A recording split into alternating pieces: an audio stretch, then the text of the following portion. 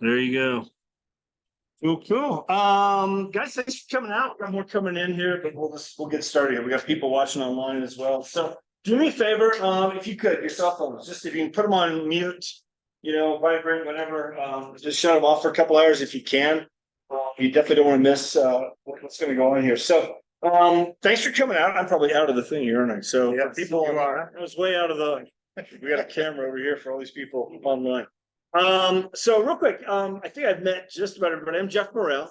Been a realtor here in town now for that's 21 years, coming up on 22. My wife Lane, right here, there she is waving. She's definitely the better half, the brains of everything that we're doing. She's the one keeping it going here. So we've been doing this together for a long time. She got licensed in 2005 because I just couldn't keep up. She had become like a realtor and doing all kinds of stuff that we probably shouldn't have been doing. So she had to get licensed because we were going 10 directions. Did a lot of deals our first few years. Went to Keller Williams. We were there for about 5 years, had a big team, and went off onto an independent company, independent brokerage here in town, pretty much 100% deal. We were there for a long time, moved to EXP, I don't know, 5 years ago. It's been awesome. But the guy who we brought in, my buddy Aaron, we met our first year in the business. He had just started, I had just started, and we went to a Craig Proctor conference and, trying to figure all this stuff out. And we ended up joining Craig Proctor's coaching program. A lot of agents, tons of agents there. There were these guys doing $1 million a year, $2 million a year, mega teams, just these big monster agents. And I learned a long time ago, you become who you hang around. So, I jumped into that coaching program, put 14 grand on a credit card. Didn't tell Lane for, I don't know, long time. Because I'm like, we'll be in divorce court. Can't do this. Aaron did tell his wife. I did, yes. Yep. That did not go over so well. So anyway, but that program really worked. I mean, that got both of us off to a great start. Within 2.5 years, I was in the top 20 in town here, out of like 4,000 whatever agents back in the day. Now I'm nowhere near that now, really on purpose. I don't want to be doing that kind of business these days. But Aaron really took off. Aaron took off, got to the point where joined Keller Williams and ended up being top 50 in the world with Keller Williams. That's the kind of production he was doing. Ended up starting his own brokerage in 2009, Kinn Real Estate Group down in Dallas, and really has just become just a listing machine. We were talking last night at dinner. He had 1 month where he put 115 homes on the market. 1 month. Would that keep you busy? Yeah. It was you and your assistant? Me and one assistant. One assistant. The assistant died in the process. Yeah. The other replacement. Yeah. But I was like, that's just crazy. But again, there's so much that he has done over the years, and you're going to see some of the numbers up here. I've seen part of this before. He did it for a group of us online here a while back, and I called him like, dude, you got to come up here and do this for more people. We want to record it, get it out to people. He's got a bunch of new stuff here at the beginning that I haven't even seen. When he put the numbers in there, you said you were even surprised by some of them. Like you start like, holy cow, like here's all the money I've made from really some very simple systems that anybody can use. Just about everything in here, some of it's absolutely free to do. Some of it, nothing in here costs more than like $200 a month as far as what he's doing to bring in business. And you can pick and choose what you want to do, how you want to do it, do none of it, do all of it, whatever you want to do. But he's just got a really powerful system that he's done. I will tell you this, just from stuff that I've learned in the last few months, and even sitting through some of this before with him. I know right now we've got $1.2 million buyer that you've been sending properties to. You showed some homes to. We've got several other, probably 5 or 6 other buyers that have come, along with several, probably, I don't know, 3 or 4 listings that have come just in the last few months that really came from what you're going to see right here. Okay, just us taking, like, again, 21 years to do this. So I'm like learning new things all the time. We need to be doing that. And that's working. This, what he's going to show you, just take some nuggets, what you can, write some notes out. There's going to be a lot of good stuff here. So anyway, we appreciate him flying in yesterday. He's flying out tonight, back to Dallas. He said it's really hot down there. That's 90 something. 90 something humid. That's cool. It was the hundreds for like 37 straight days. No, we didn't do the fun. No, I did it once. I take the stairs. Yeah, from the basement in our house. Yeah, the building. So anyway, guys, seriously, give it up for Aaron coming in. Aaron, get it. Thank you, Chad. I'll share a little bit of my background because it's not important, but I think it is. I got into real estate realistically by accident because I was tired of what I was doing. I was a school teacher. I was actually a high school art teacher and a baseball and basketball coach, so perfect training to be into sales. And I was used to spending 60, 70, 80 hours a week at the high school. So I wanted to do something different. If you're in education and you're not giving it your all, and you're doing a disservice to those kids, and you should get out. And there's too many teachers, soapbox time, there's too many teachers in business right now or in their classrooms that shouldn't be there. You know, they're doing a disservice to those kids. They should find something that lights a fire under them. Mine happened. I've been fairly quick to make decisions. I think that's been a benefit and a curse to me, but I walked into a real estate office when I was looking to buy a home, and within 4 hours I was under contract. Like, I hadn't even shopped for a mortgage yet. I just was like, what do I need to do? And I did it. And 4 hours later, I was under contract for my first home. And I was like, she made more money in 4 hours than I'll make all month.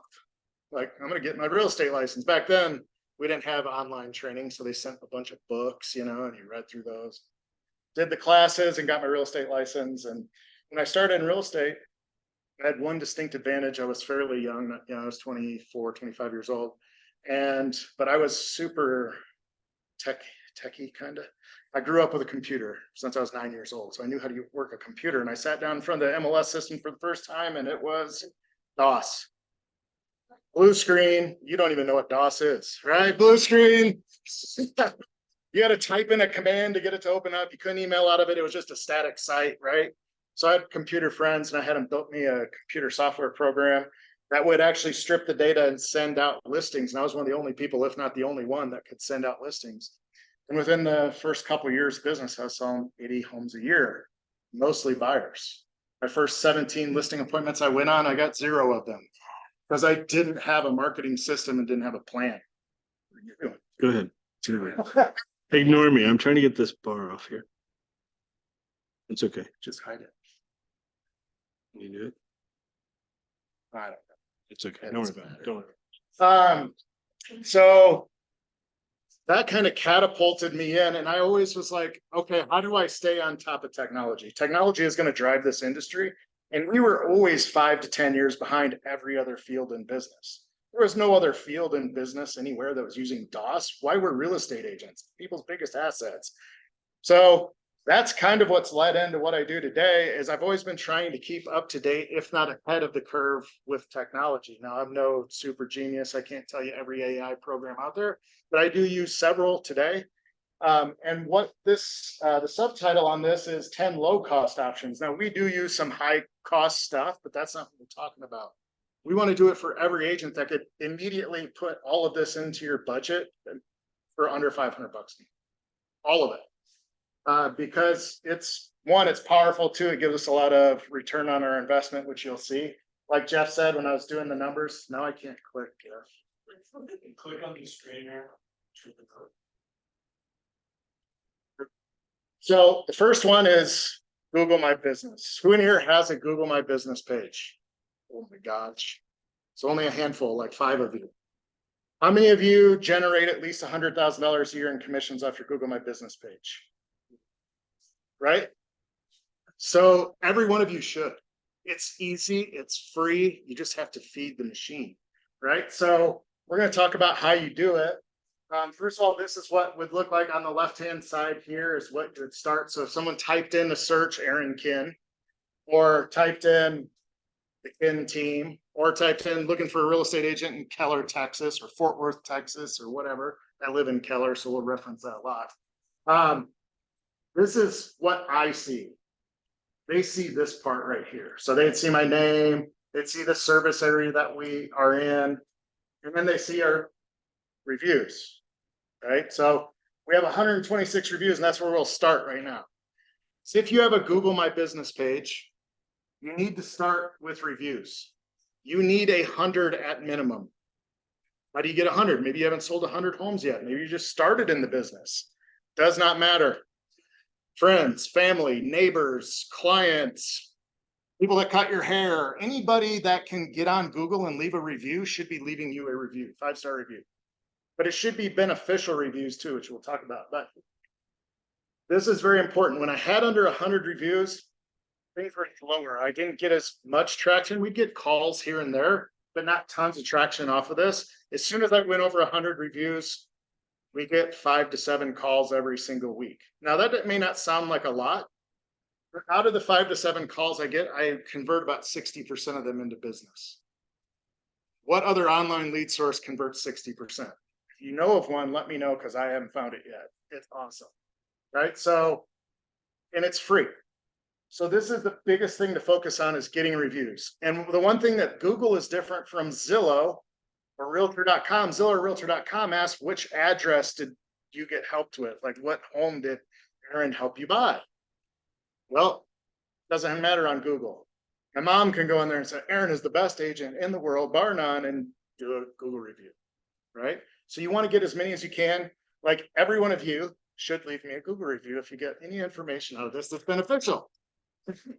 So that just helps. And anytime I add 2 or 3 Google reviews in a week, we get more calls. If we don't add them for a couple of weeks, calls go down. So it's very big in their algorithm is getting reviews. Second biggest thing in their algorithm is you answering the phone. So when my phone rings, I answer it, even if it says spam likely or whatever it says, right? A lot of those times Google, they come through Google and they're spam likely. The spam likely is actually a lead. And they track how many times you answer the phone with how many calls that we're giving you. And how they do that is they give a different phone number. I don't know if phone number's on here somewhere, but they give a different phone number for me than what my cell phone is, and it just routes right to my cell phone. Right? So I'm always answering the calls. If I don't get the call after 3 calls, it forwards to my wife. She knows to answer the calls. If she doesn't answer in 3, it drops into the voicemail. Right? So it just so happens. But that's an extremely important thing to learn about too. What you want to do is, though, if you don't have a Google My Business page, just search in Google, how do I set up a Google My Business page? And it'll walk you through step by step on how to set it up. Pictures are also important, not just the headshot, but you can go in and add photos. So when you have more photos, your reviews, or not your reviews, but your algorithm pops you up higher and higher. So again, I was like, photos, what does those matter? You know, so we never put photos in. There's that photo of me, photo of our team, and that was about it. As soon as we start adding photos of like just sold signs in front of listings, at title company with closings, at corporate events, you know, EXP events, whatnot, we start seeing more and more traction within our Google site. So photos are extremely important. And again, extremely free to do. So this is like if you had searched, and then you could see all these other search terms that come up. Even Jeff has me here because he mentioned me in one of the videos he interviewed me in. He's in a search term for my name. That's how powerful Google is. Google owns YouTube. So if you're on YouTube, you even get more juice for your Google My Business page. And again, all free. This side of it is my stuff here. Obviously, you see, we have questions and answers. I have yet to be asked a question from a client on Google. But my assistant is really good about asking me questions that I can answer, like she's a buyer or a seller. And they're questions that normal buyers or sellers would answer. The biggest thing Google wants you to do is fill out every single piece of information you can possibly fill out in there. If you have blank stuff, you're going to go down in their algorithm. Because there's thousands. In my market, there's 66,000 agents that have their real estate license in our MLS system. Kind of competitive, right? So that's how many people have a Google My Business page, or should, in our area as well. And we outrank all of them, or if not all of them, most of them. Then we also have here, you know, this is more about me. That's like 500 words. This is the worst part of all the Google page, because you have to like brag about yourself. I absolutely hate it. Writing in like the it's the worst. Like, I hate this. But you have to do it, and you have to write 500 pages or 500 words, and you want them to be keyword rich. Where do you serve? What areas do you sell homes in? All of that. It's very important, again, for the algorithm. Think about what people go into Google to do. Search homes for sale in Keller, Texas. I want to be one of the ones that pop up in that.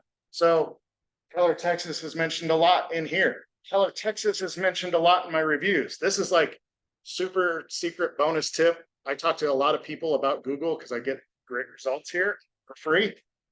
I think one of the best things you can do is you want original good reviews from your clients, number one.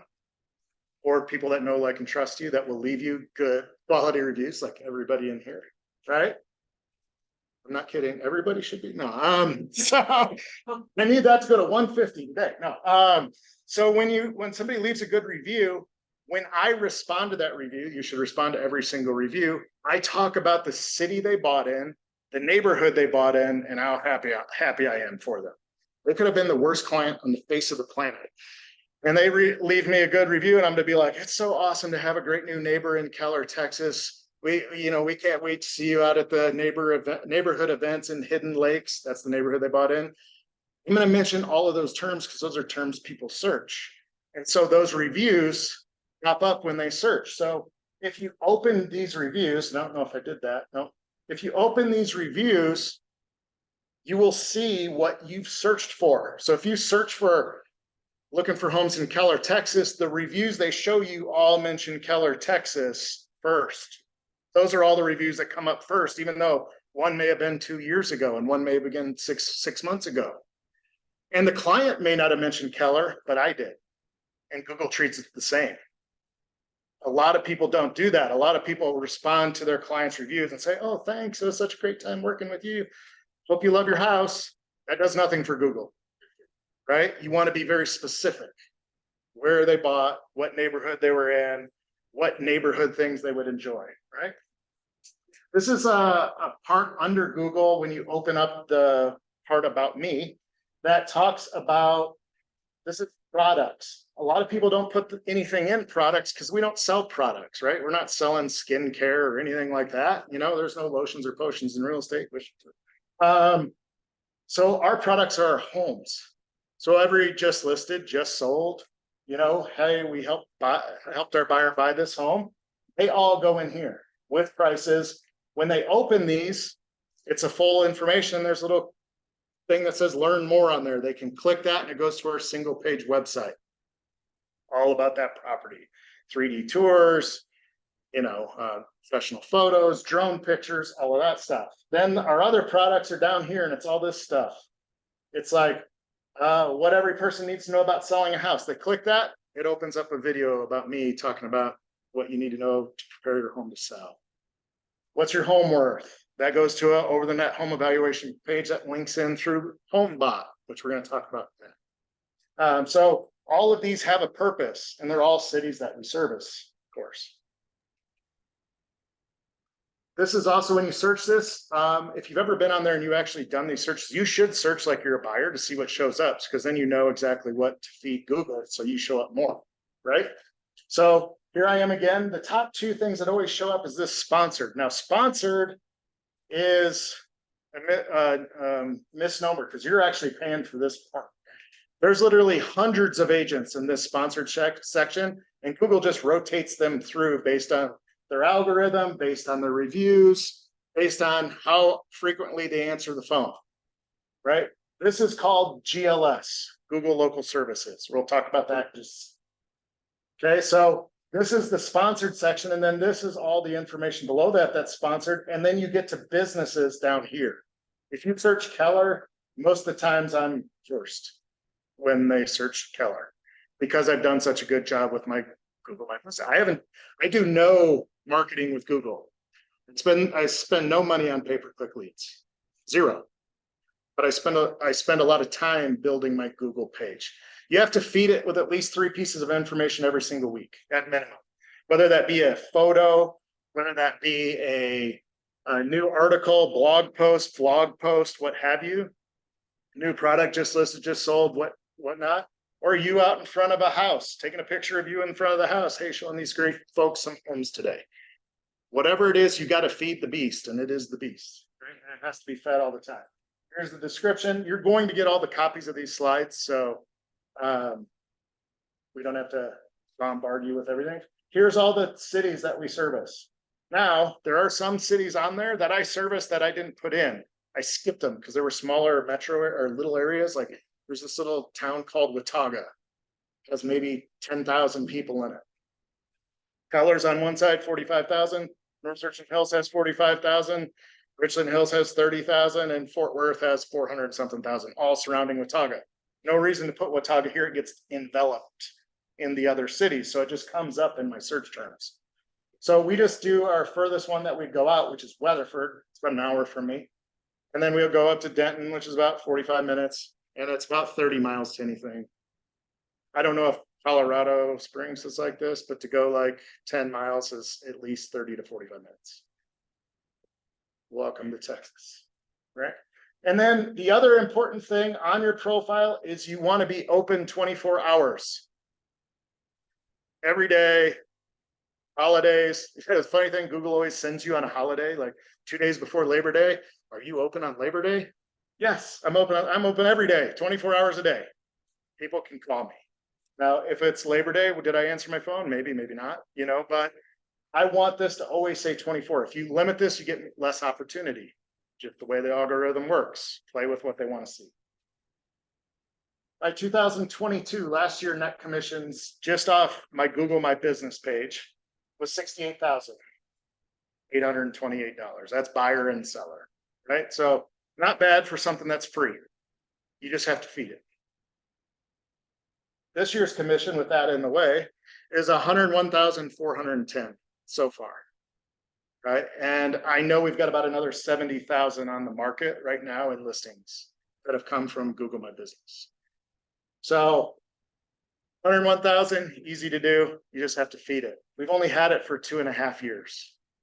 So in 2021, this number was like 26,000. It just grows over time. The more you feed it, the better it gets. The more you learn about it, the better it's going to become. All right, so that's number one. Any questions on Google My Business? Yeah. Do you have something to ask you? It's like, Yes. So that's a great question. Yeah, so if you have a tactic for getting great reviews. So typically at the closing table, I go to all my closings. So at the closing table, I will ask them if they can pull out their phones and type in this search term in their internet. So we have ratethekinnteam.com. It goes right to filling out a Google review if they're logged into Google. And I will tell people, like, if I can't get them to do it then I'll send them a text message like the day after closing. Hey, it was great. How'd your new home if they're a buyer, or how'd your move go if you're a seller? And could you please, it means a lot to my business. And I know you found me there. So it'd be great if you could give me a good 5-star review with a few kind words. And then I send that ratethekinnteam.com. And I say, sometimes you do have to be logged into your Gmail or Google account in order to leave the review. That is the one caveat with Google. And then we have a drip program for 7 days after that. They'll get an email, a text, and I usually get them.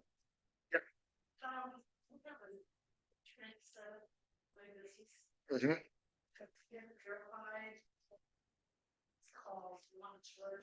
No, that's a scam call, because they're coming in, they're finding you in the back end of the server. That's a great question. She said, I'm setting up a Google profile, but I get these calls that say, hey, we'll do it for $69 or $89. I forget, $500. You don't want to do that, because now they own all your data. They control everything that can happen on your site. They can expunge your site like that. So you don't want to do that. You want to do this all yourself. So Google has a number that you call. So what you do is you call this number, and it'll call you back, or it'll send you a postcard with a code on it. You input that code into your Google My Business page, and it'll verify your account. You do have to have a physical address. So like for me to start with, I used my house because I work out of my house. I have a physical office anymore. So that's how I did it. yeah, it's like 2 weeks, and you never had it on cards. And it may have been one of those lost in the mail kind of thing. It looks really scammy when you get the card, because it just says Google and it has a few words. Here's a verification code for your Google My Business page, and it's got like a little bitty, like 12-digit number on it. And there's no sort of.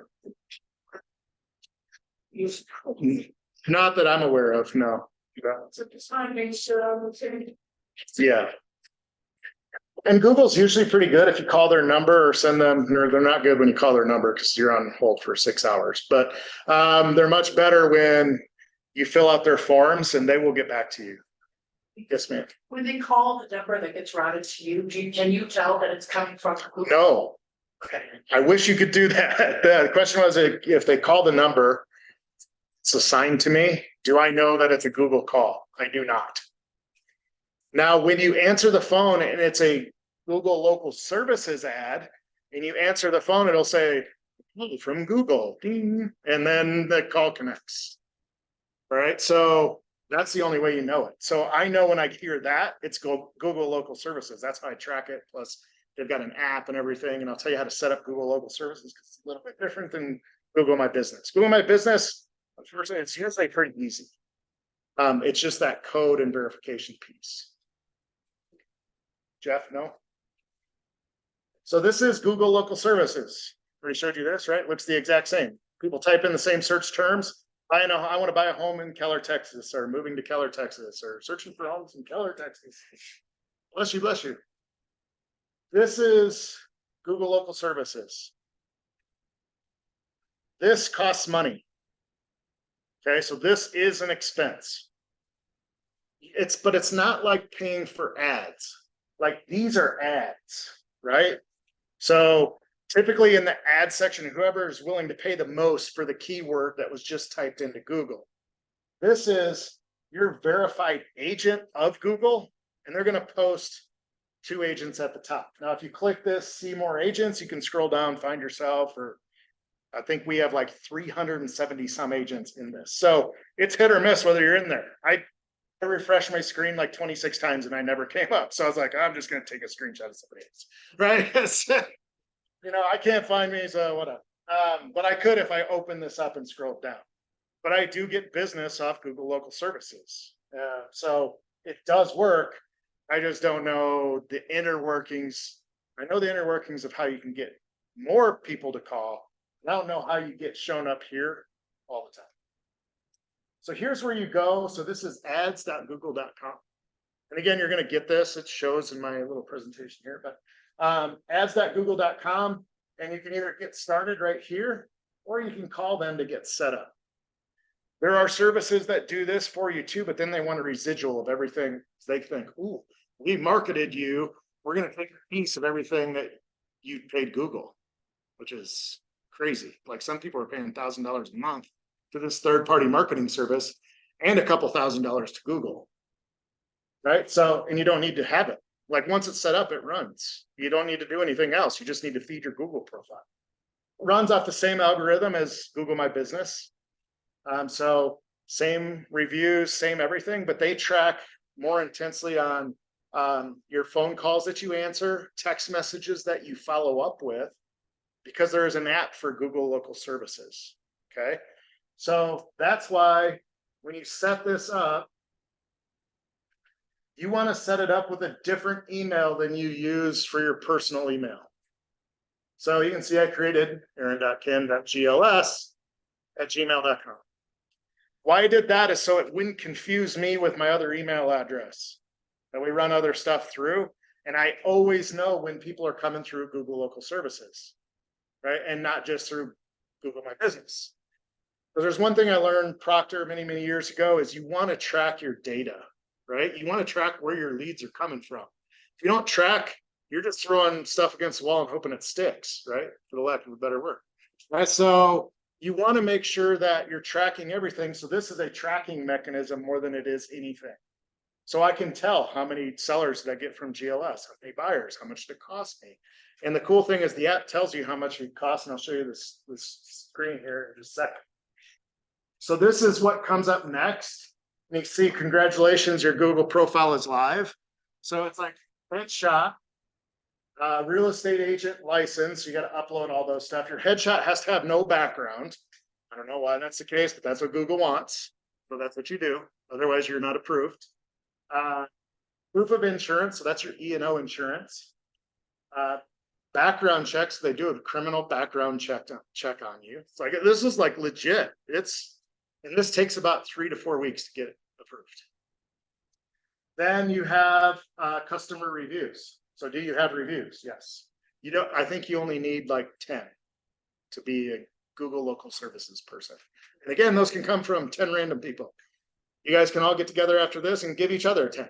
Now, the one thing I will warn you on, if you are giving each other reviews, is you don't just want to do the 5-star and bounce. You want to put some words in there.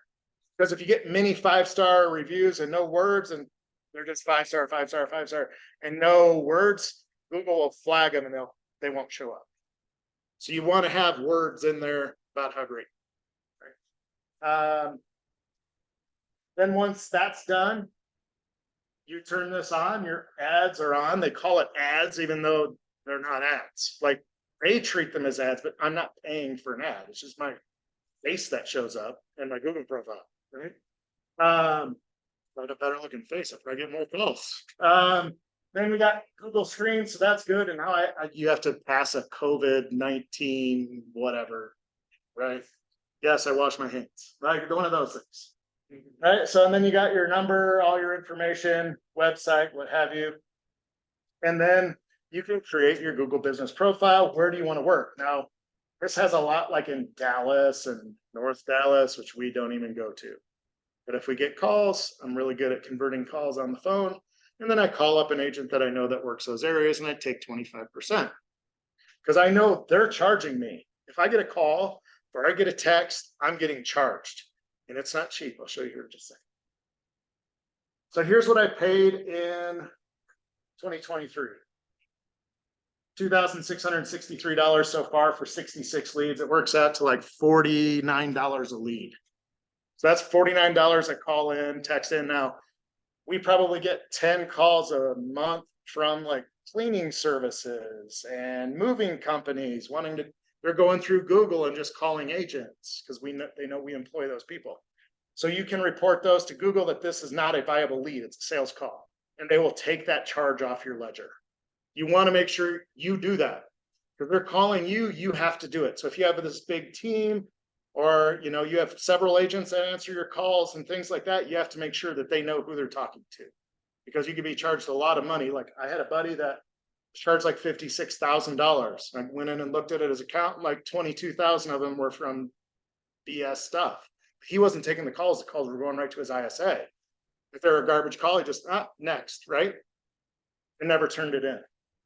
So, and Google will charge you, they'll happily take your money, right? So this year so far, 53,000, which is a 20 times ROI on this expenditure. Then here would spend $2,600 to make 53,000, right? Every one of us, every day. I always had the rule, if it wasn't making me at least 4 to 1, I'm probably going to look at cut. If it's 2 to 1, I'm probably going to cut it for sure because there's just too much questions if it's actually going to keep going up. Yes. Just to share something real quick, guys. So when I set this up, the Google Local Services and our business page, we found a new service. We do have because we have set up from like 9 to 5. Morning high calls within 24 hours, huge difference. But we did find the service. They're based in Florida, and it's like $3 a call or something. They answer it or the call. Yes. So that's why you get 100% after. Yes. When it's towards Saturday, you can do that. So those services are out there available. Yeah, there's also other ones they're called like Answer Connect. Has anybody ever heard of that? So I used to use Answer Connect when I had my own brokerage, but I didn't, I had one assistant. I had an assistant for the weekends and things like that. So we'd turn on Answer Connect. And after 3 rings, boom, Answer Connect, and they have a script. Hi, thank you for calling Kinn Real Estate back then, and then they went on the call and had bullet points of what they asked the call to be, and then they'd forward the voicemail recording and the information. You could use the same thing through here, and it's probably cheaper than $3 a lead. But I think you could get them for like 25 or $50 a month. But it answer all the calls that come into your phone. So like I'd go on vacation, I'd just say, Answer Connect, you're answering all my calls. My cell phone never ring. It's awesome. And you get 100% answer rate, which is extremely important for Google. So if your answer rate's like 70%, 60%, they're not going to give you more leads, right? So this was 2022. You can see I spent less money in 2022, right? For 83 leads. Now there's more competition, more cost, right? So that average lead cost was $35.20. And we made $109,890 last year. Now I know we have a couple in the pipeline, both buyers and sellers that are going to close from GLS this year. But I could add to those 2023 numbers and it'll bring that ROI even higher. But go in here, would trade $2,800 for $109,000, right? If you'll do it for 53, you'll do it for 109, right? So this works. And it's very cheap. Now, on the budget, my budget is $2,000 a week. Now, if that makes you pucker a little bit, it did me too. But you're never going to spend $2,000 a week because you're never going to get that many calls or that many communications. So just set it to the max, $2,000 a week. Because if you baby step it like, oh, I'm only willing to do $100, you won't get any leads. Do 2,000, you'll get leads. Any questions on Google local services? Good, bad, other, indifferent. CMA a day. Who in here does this? Who in here knows what I'm even saying? Comparative market analysis every single day. So I've been in the business now 22 years, sold over 3,000 homes. So I got a pretty good sized database, right? So I've probably got somewhere in the neighborhood of 400 to 500 that still like me, that I can send them stuff. They know who I am. You know, I can have a phone conversation with them. They're good. They still live in my area. We do sell a lot of homes for people that live out of the area. We keep them in our general database, but not in our trying to get more business from database, right? So in trying to get more business from our people, we do this thing called CMA per day. We just started doing this at the beginning of the year, and it's been phenomenal. They can't track the numbers on this because this is coming from people that already know, like, and trust me. So we get referrals, past repeat clients, but we do a lot of stuff for them. This is just another thing. Every time I send one of these out, which is typically every day, that's why it's CMA per day, I get a response from my clients. Like, that's so awesome. Thanks for sending this. This is a clever way to do this, you know, and it's really easy. It's very simple and very cost effective, like free. So YouTube, you have to have a YouTube channel. That's the very first thing you should set up. If you have a Gmail address, you can create a YouTube channel. Now you may be scared of video. Jeff knows I was scared of video. I had said video was the next thing to like all my agents for like 8 years. And I never did any video because it wasn't necessarily that I was scared to get in front of camera. I was scared. What did you do after you recorded the dang thing? How'd you edit it? What'd you do? You know, that's where my disconnect came in, and I just had to get over myself, start doing it. And now I can get on a video, no problem, easy peasy. And this helped me get over that fear, because I was recording one of these every single day about something I knew, the market, their house, what their home is worth. It was really easy, really simple. So you have to have YouTube set up. I use Loom with a webcam. Loom is an online recording software. It's kind of like Zoom, but Zoom's quality is terrible. I tried it with Zoom to start with, and the quality just wasn't good. So I got rid of them. I went to Loom. Loom, you can do up to a 5-minute video absolutely free, don't charge you at all. Right, so Loom it was.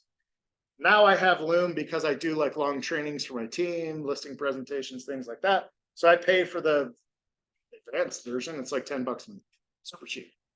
Right, so what Loom does basically takes your screen, records. You can pick out sections of your screen, or you can do the whole screen, and it puts you in the corner of the screen in a circle.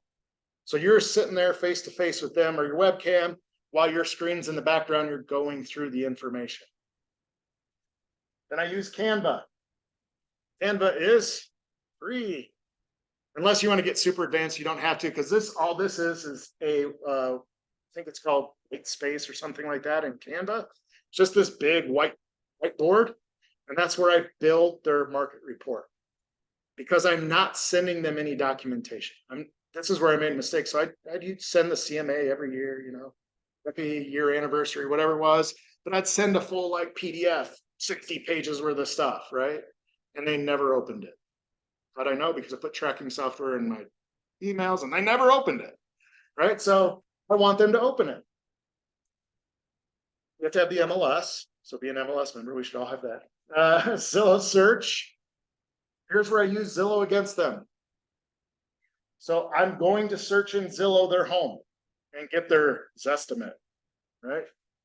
Zillow was dead to me when their CEO, have you ever heard this story? Their CEO in Seattle was going to sell his house. And he said, I'm going to prove how great Zillow is at coming up with market values, that I'm going to use the Zestimate to price my home. And the Zestimate said his home was worth $1.5 million. So he put it on the market for $1.5 million.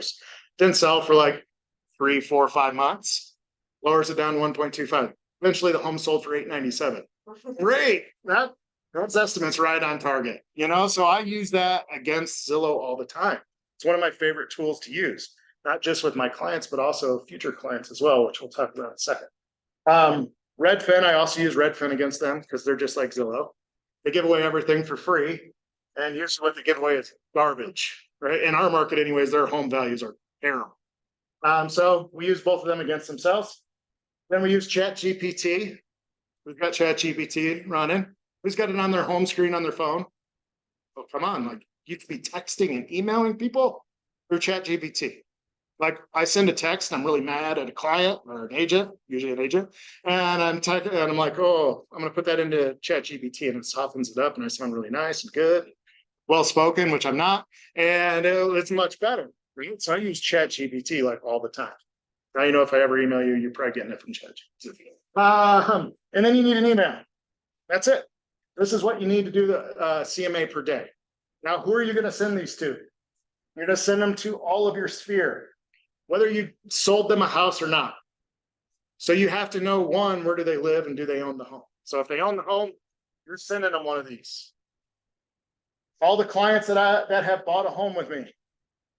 So that's anybody that I helped buy that house. So I know their name, their phone number, their email address, and their home address. These people, I may not know what they bought the home for, but the MLS does, their tax records do. I just have to maybe dig a little bit further. Because when I start sending these out, they're not going to be using anybody else. So on the home anniversary every single year, that's when I send these to my clients. And I'm usually doing 1 to 3 of them a day. And sometimes I'll miss, and I have to catch up a couple days and I'll just make a joke of it in the video. Like, here's your, that'd be 7 years in your home plus 2 days because I messed up, kind of thing. So I was with clients. So this is a couple days later. And I'm just honest with them. They already know me. They know my personality and they know, we work together. And then I send it to orphans. We're orphans. Don't have a realtor, number one. Or they had a realtor because they did buy a house. The realtor just sucks at following up with them after the close. As soon as somebody closes with me on the listing side, I adopt the buyer. They're my orphan. I send them a gift. Thanks for buying this listing that we had on the market. Once you close, at least it is in the state of Texas, so this, be careful where you are, I guess. Once you close in the state of Texas, your agency agreement's over, right? So they no longer under agency agreement or obligation with that buyer's agent. And why does the National Association of Realtors have this horrendous stat that says 39% of people go back and work with the agent that bought their home with? That's a horrendous stat. Well, that's 61% of opportunity in my mind, right?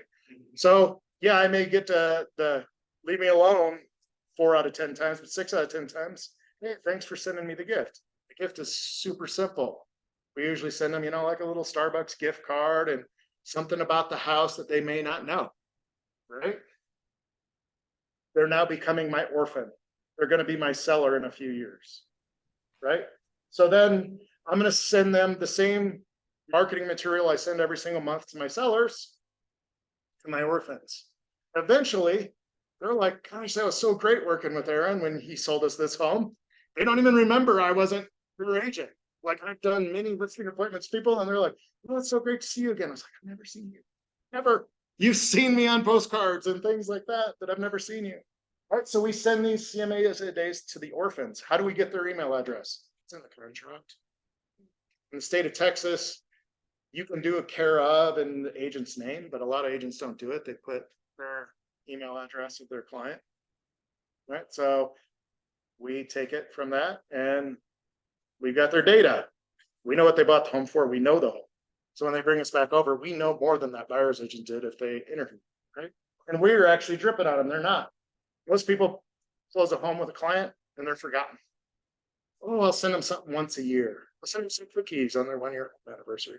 But it's nothing of value. You have to send things of value, like the CMA. So what is it? This is what it looks like. I know it's hard to see. But this is their MLS information of what's on the market and sold. This says happy 7-year home anniversary, I believe, in this one. 4-year in this one. This is what they bought the home for, $487. This is their Zestimate, $728. That's their Redfin estimate, 758. Average days on market, I just looked that up. I look up what the average price per square foot is in their neighborhood, and I get this.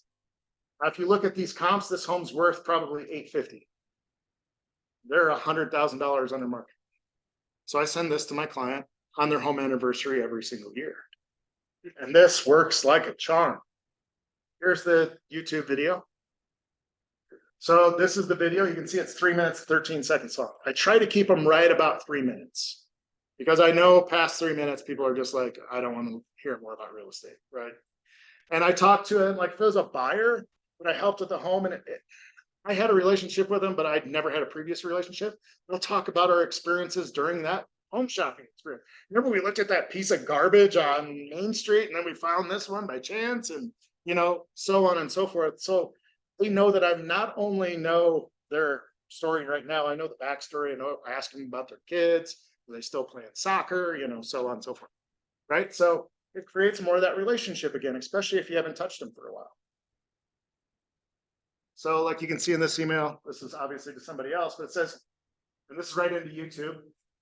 Can you believe it's been 7 years? A lot has happened in that time, honestly. It's still shocking. Blah, blah, blah. I see you all the time on Facebook. Kids are getting so big, you know, just crazy stuff, right? And then it's just private video for Tyler and Felicia Dunn. Happy 7 years. That's what YouTube says. This is uploaded and posted as unlisted. So none of you could see this unless you have this link, right? So they just get that link. And I send it to them in this email, which is created by ChatGPT. You think I'm really good enough to say 7 years of home sweet home? Inside, I talk equity. I would never talk like this, but it gets people to open it. So I go into ChatGPT and I say, give me 10 headlines for an email that I'm sending to a past client. I want you to be creative, but I want you to be specific so they'll open the email. Subject needs to be really strong. And then they gave me 10 and I'm like, oh, those are terrible. I want it to sound more like this, have more energy or tone in your voice, right? And they give me some good stuff and then I write this email. Sometimes I throw that through ChatGPT. Sometimes I don't because I want it to be really personal once they're actually in it. And then this is their home, right? That's the same thing they open up here. So it's just a screenshot. So they see me, they see their home, they see a little bit about what I've already done, and they want to click that and see what the heck I'm talking about. Because I don't tell them in here, right? I just tell them some of the cursory information, like, hey, in the video, I want to talk to you about what your home's worth. And then you're going to be pleasantly surprised, right? And this one's really crazy because they had put a pool in, so it's worth like 1.1 million. They bought it like 6 years ago for 400. So they were pretty happy. They called me up. Photos of their house. So either I have them from the MLS when it's sold, so I just download it and use it. Or if I can't get one, because sometimes the agents will strip them out, you know, they're not for use for other things. I just go to Google Earth, look up the street view and take a screenshot. Yeah. And then I pop these words in front of it, you know, happy 7-year anniversary, happy 3-year anniversary, what have you. Now, if they're not my client that I sold them a home, I'm going to put happy 3-year anniversary in your home, right? Because I'm not going to assume they know me, right? So that would be like for my sphere or orphans. I don't know any of this details about them, so I stick more to what's happening in the market. I know there's a lot of crazy news out there right now with interest rates, and they're going to affect pressure on pricing, and it's going to go down. Don't worry, you have $700,000 in equity. I talked more about that in the video. Open it up, you know, what have you. There's a YouTube link. If you want to take a picture, or you're going to get these, so you can click it and you can see exactly what I say in the 3-minute video. 3-minute video, basically, I introduce, you know, I basically talk to them. You know, I know this is kind of weird. This is something new I'm trying out, but I want to have more of a personal connection with the people that already know, like, and trust me, that bought a home with me. And you're one of them. And can you believe it's been 7 years since that happened? And then we talk all about their home. I'm there talking about the market. In Loom, it's cool because your little arrow turns like a yellow circle around it. So you can highlight where you are and what you're talking about. And like, here's what homes are on the market for. These are your competition. You're better than all these homes. Here's your pendings. Here's your solds. I think right now, I haven't been in it in 7 years, but I think right now you'd be worth X, where Zillow and Redfin say this. That's why you never trust Zillow and Redfin. you ever have a question on your market value, come talk to me. That's it. Hope you guys have a blessed day. And did you get the cookies I sent? Because I do send cookies on the home anniversary every single year. Do you have a company called Tiff's Treats here? No? Send out cards is a good one. Yeah, so send out cards, you can send brownies and things like that. It's just hard to time it up. Like in Tiff's Treats, the cool thing about this, you don't have them, so I'm gonna brag. Is you can order cookies, dozen, 2 dozen, whatever, all these different kinds, milk, ice cream. They deliver it, put it on their door. The cookies are still hot when they get the cookies. It's awesome. It's so awesome. Call the client for you. Hey, you have a delivery from Aaron Kinn. Just wanted to see when somebody was going to be home, and they deliver it to. I think you can do the same thing with Crumble Cookie. Do you have Crumble Cookie? They're more national. They will do the same thing. I don't know if they hire the courier or if you do, but it's something to look into. You ever have Oh, yeah. Well, I did a good job. I had to order some cookies. I'm a sucker for some cookies. Anyways, any questions on the CMA per day? Good, bad? Can you do it? It's easy. It's already people that know, like, and trust you. You'll get in the flow of doing video, and you should have video in your business. Like you'll see on my Google page, if you pull it up, there's video all over it. There's video of me in front of homes. There's video of me talking about real estate, giving tips, tricks, all that stuff. When people search you, or let's say you set up a listing appointment, guess what the first thing they do? They Google you. They go to Zillow and Zillow you, which is even worse. And then they go to Facebook and see if they can find you there. So are you talking about real estate in those places? If you're not, you're losing business, because I am, right? And so when I go into my listing presentation, we'll talk about that in a minute. We blow them away right up before I even get in the door. Almost every agent I go against doesn't have a chance because they see everything I do. I Google myself, I Zillow myself, I do everything for the client, and they know it before I walk. Okay, so this is cold CMA. 2 to 3 times per day. So yes, I really do 3 to 4 videos every single day. And again, these are max 2 to 3 minutes. And it takes max 5 to 10 minutes to upload them and do all the other stuff. Once you get in a rhythm, you can get all of this done within 1 hour. This is 1 hour of my networking time. This networking time is better than me making 50 cold calls to people that don't know me at all. 100%. So what I'm going to do is I'm going to create a list, because you have to create a list of who you're going to send these to, or you won't be consistent doing it. So create a list. Maybe it's your farm. Maybe it's home value leads that came in on your website or wherever you have them. Maybe it's anyone that has ever contacted you ever about a home and you have their contact information. Whatever that list is, get at least 300 people on it. So you can send one of them a day at minimum. And then as new home value leads come in, you can add them, and you want to be more accurate with those people and more responsive. Do those right away. But it's okay to follow up with somebody. We had one of these I sent out. They registered on my site like 6 years ago. So I was like, let's see. I looked them up. Yep, they still own the home. Sent them this. They were like, this is so great. We're actually thinking about moving next spring. Guess what? They're going to get, I almost cussed, a bunch of stuff from me over the next few months, sorry, on what we do on our marketing, right? So if I would have never sent this, I would have never got that. If I would have just said, hey, here's a home value thing, they would have never responded. They're tired of that stuff, right? You have to be different, you have to be unique, and you have to be personal. Use the same info as above on the last page. So the same stuff like Loom and YouTube, it's the same concept. You can also use BombBomb. Some people have BombBomb. Anybody BombBomb people? Okay, so I had BombBomb a little while. I liked it, didn't like it. It gets a little expensive when you get in mass. It's cool because you get like these graphic emails like show up and you're moving and stuff. And those get open more. What I didn't like about BombBomb was I couldn't get them to my YouTube page. I want people on my YouTube page. Why? Because more traffic I get on my YouTube page, the better my Google page is. That all has a reason, right? If I'm sending BombBomb, I'm giving BombBomb traffic. Do I want to get BombBomb traffic? I don't.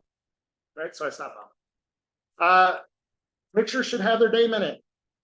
So what this means is I'm going to send them that picture in the email that to my clients was me in front of the screen with their information behind me. This one's like me holding up a clipboard or a whiteboard or anything, and I'm going to write, "Hi, Joe. Hi, Joe Cruz," whatever. "Hey, Joe Cruz." So they know I'm talking directly to them in the email. This is a huge mistake when people send these. They don't do that because people are like, "Oh, it's just canned stuff." Delete. How much stuff do you get that you just delete? You don't even bother to open it, right? Because it's not personal, right? So this personal has me. "Hey, Joe Cruz," right? They know it's to them. There's some cool AI stuff out there. It's not yet ready. I'm working on it. That will do this with a blank picture and it'll put Joe Cruz's name on it. Oh, you wait till that comes. That's good. Then you can do serious mass marketing to people with their name. AI is going to change the world. Zoom. So you zoom in from Google Earth. So this is where I use Google Earth, right? So this is the video. If you want to see this, but basically I start from like the world view where you see the globe and it comes right down into Google Earth. And I talk about their area, where they live, who they are, what neighborhood they are. "Oh, I've sold 22 homes in your neighborhood," whatever the numbers are. Like the one in this one, I actually used to live like 3 blocks from there. So I have personal, intimate knowledge of this area. Of course, he gets this. We list this house, sell the house, easy money. All right. So this is awesome. I like to do this Google Earth thing because it's different. It's not just me in front of the MLS and, whatever. That's boring. It's fine with your own clients to be boring. They know where their house is. So do these guys, but this is different. They've never seen the Google Earth fly into their home. And, there's earth.google.com where you go. You can sign up for a private account. You can actually do some cool things. You can edit the render where you can actually get in and like pan around their house too. It's really cool. Bonus tip, not on here. This I run through Zillow, and then I do a live run through recording of, so it's not static. We don't do like the other one is just static, their picture, their MLS there. This I do a live run through, and I'm going fast. Like here, I'm going through the information about your neighborhood. Here's what you're competing against. Here's what I think. I've never been in your home, so I can only establish what a range of your value would be. I think it's worth 250 to 275,000. I'm in there. I can give you a much better, accurate, detailed information. But I'm flying through this because I want them to have to stop or rewind. Why? Because YouTube likes that. There's more engagement in the video. More engagement again in the video, the better it is for Google, the better it is for YouTube. It's awesome. Right? So I fly through this, and I don't want them to have all the details. I want them to still have a reason to call me.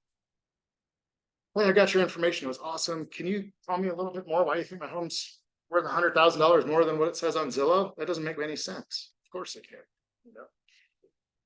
What else is here? Oh, range-based to finish this out. So this is, I never establish a price. If you go into a listing appointment, do you tell them what their home will sell for? You better not, because they will use that against you, right? So you establish a range. Even when you know what it's going to sell for, you establish a range.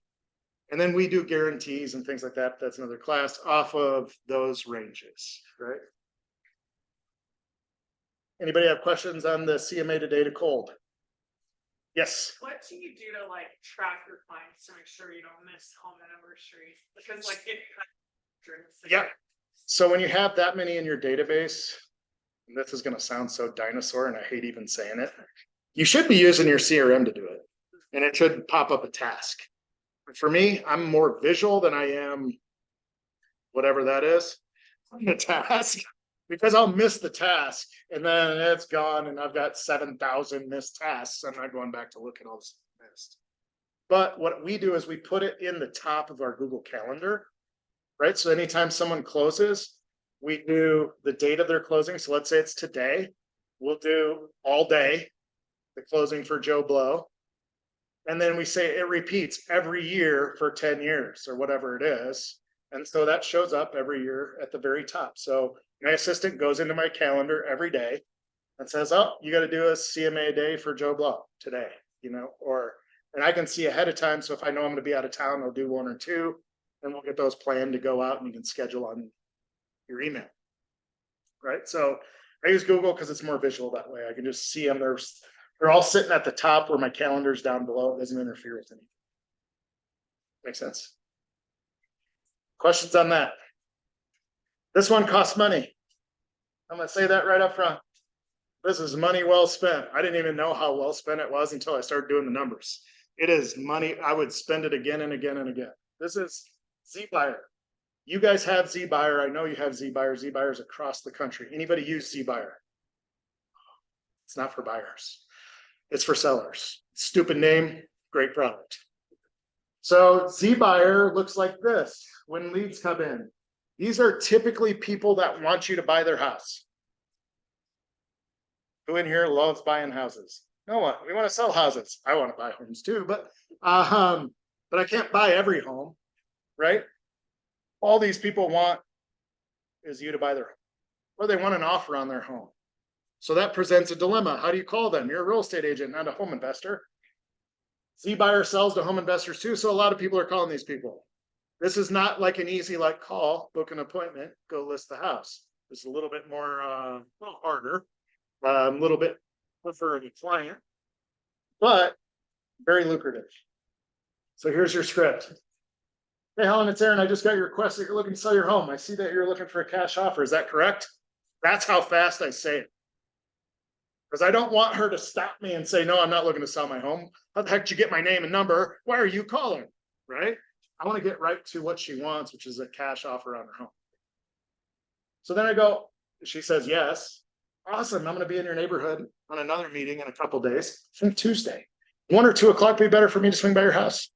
Can't you just give me the cash offer over? No, I can't buy a pair of jeans without putting them on. I'm going to buy a home without seeing it. And I say that, and they're like, oh, that makes sense. Does it make sense? So then I go to their home, right? That's the 99 out of 100 of them will say, can't you just give me the cash offer over the phone? Well, other investors give me a cash offer over the phone. Well, that's awesome because that other investor has probably given you a cash offer that's at least 30 to 50,000 below what my cash offer would be. So you can go use those guys, or you can have me come to your home for 10 minutes. Which one do you want? And you have to be that like in their face a little bit. Oh, they say no. Awesome. Are you just trying to see what your home is worth then?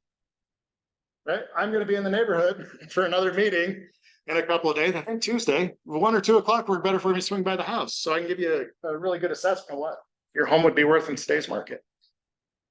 Same script, no matter if they say yes or no. I just want to get in the home. Because these people are raising their hands saying, I want to sell my house. Some of these homes, holy cow, you better be an investor. Like there's some things that have been in the wow, craziness. Like they bring me into their home and their son's doing meth in the back bedroom. What? Like I walk through and he's shooting up meth. I'm like, oh, this is awesome. When can I leave? You know, like I don't want this home. Right? So you get some crazy stuff in these, and some of the homes are in really terrible shape. I sold a $985,000 home in South Lake. It was in perfect shape. Just, they want ease. They want it quick, right? But when you show them that an investor is going to cost them 30, 40% of their equity, they want you. You just have to know how to talk to them.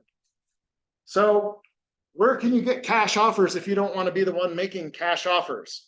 Well, with EXP, we have a thing called EXP Express Offers. You have to sign up for a class, you do the class. You now are an EXP Express Offer agent. You submit the home before you go on it. EXP Express Offers, they give you an offer on the property. It's terrible. Some people take it because they're that desperate. They have foreclosure next Tuesday. So we're taking anything we can get, right? A lot of people still have a lot of equity. No matter what the market is, our market's gone crazy over the last 5 years. So just about everybody has equity, you know, even if they've refinanced 52 times. So we had one that refinanced literally 6 times in 5 months. And I'm like, what were you doing? Right? Like they kept pulling money out and to take a little more money out and then refinance off. It was like, what are you doing? But they still had equity. At least in Texas, we can only take up to 80% of our home's value when we refinance and cash out of it. You can create your local investor list. So, you know, those guys that call you and are like, hey, do you know any homes that are selling below market value? Don't put them on the MLS, call me first. Okay. It's my list. So I don't treat them as spam calls. I get their name, information. Yeah, I get these people all the time, 20 to 30 of them every single month. Do you want me to send you the information when I get it? Yeah. Could you send me an offer within 1 hour of receiving the information? Yes. If they say no, then they're off my list. I don't need them except for the offer. They're probably not going to buy the house anyways, right? But when you can go into a home and have 10 offers for somebody that are all cash offers, you're pretty connected. Or you can go on this place called Sunday.com. You can see this is like a referral code. It's kind of like a network marketing, whatever. But they give you 3 cash offers from or from investors, not wholesalers, actually cash buyers from across the country that are just snapping up properties at 30-40% discounts. And they're legit offers on your state forms. So you can go there, sign up, and they've got a lot of good training in there too, and how to do this, how to communicate with people. And these are off-market buys. You get 6% instead of 3 or 2 or whatever. 6 apples. Sorry, I'm not supposed to say percent, right? Because that's like price fixing. I'm not talking about price fixing. You get whatever you get. And then Sudelio is another one. This is actually a tie-in to ZBuyer. I do not have this. I've done a couple of the trainings for it. I just haven't bought it yet. It's like $900 a year. What they will do is, as soon as that person in ZBuyer hits submit, they get 3 offers. Boom. And then they tout me why I need to come in and talk to them about those offers or what their home's really worth on the open market. ZBuyer, awesome. So in the past 7 years on ZBuyer, here's what I've done. 49 homes closed. They're just regular. I listed them and sold them. Not awesome. Like, what is that, 7 a year? Right. But 7 a year. 8 homes I've wholesaled where I was the investor. Gave them a cash offer because they did not, no matter what, they did not want to go on the market. Okay, we'll give you a cash offer for $200,000. I know I can flip that contract for $220,000. I take a $20,000 spread. No money out of my pocket. Home closes in 15 days. I make 20 grand. So I made 96,000 wholesale on 8 of those homes. I purchased 3 homes that I use for investment properties. After repairs and everything, I have 196,000 in equity in those. So in 7 years, I've created $727,000 in net income.